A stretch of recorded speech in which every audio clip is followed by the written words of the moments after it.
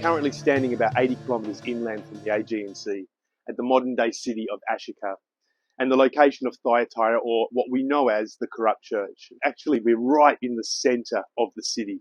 We're surrounded by residential apartment blocks.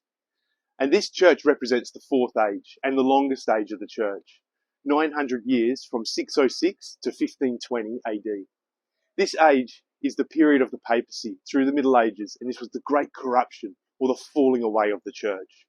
It is well documented that this city was famous for the production of expensive purple linen.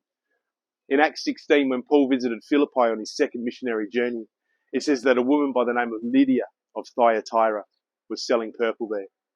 It said that God opened her heart to hear the words that Paul spoke. Thyatira was known for its many working guilds, which controlled the residents' right to work and trade in the city, with mandatory idol worship and the eating of food sacrificed to idols. The major religion of the city being the worship of Apollo Tyrannus, son of the god Zeus. Thyatira was well known for its craft of smelting metal, and in particular, brass. This gives context to the manner in which Jesus introduces himself to the church in chapter 2, verse 18, when he says, "These things says the Son of God, who has eyes like the flame of fire and his feet like fine brass." Jesus affirms he is the Son of God, not Apollo, that his eyes see all things, and that he is the only one that is pure. And he further states, "I know your works, love, service, faith, your patience, and as for your works, the last are more than the first." The church appears to have all the right ingredients to be a faithful church. But Jesus brings a rebuke to the church at Thyatira.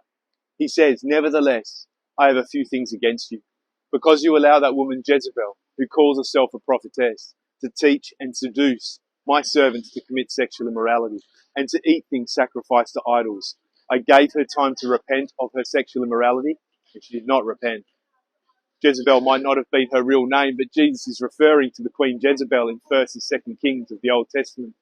She was married to King Ahab of Israel in the mid-9th century BC.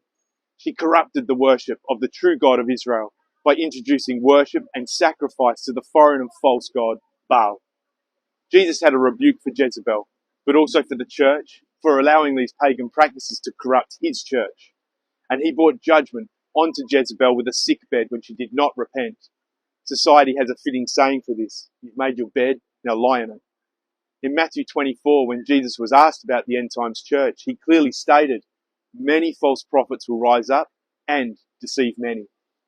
Jesus instructs those in the church who did not fall into this deception to hold fast to his name until he comes, which is the first reference in Revelation to his return, and that those who overcome and keep his works until the end, he would give power over the nations. The smallest of these cities and the smallest of these churches could become and would become the most powerful if they overcame. This is the character of Christ. Like Smyrna, who are poor in the natural, were the richest in the spiritual. Ultimately, the great reward is Christ, the morning star. So today, I'm asking you, is your faith being influenced and corrupted by the world and the immoral practices that is now commonplace in society? Isaiah 5:20 says, "Woe to those who call evil good and good evil, who put darkness for light and light for darkness, who put bitter for sweet and sweet for bitter. If so, time is short. Seek the Lord while he can still be found and repent."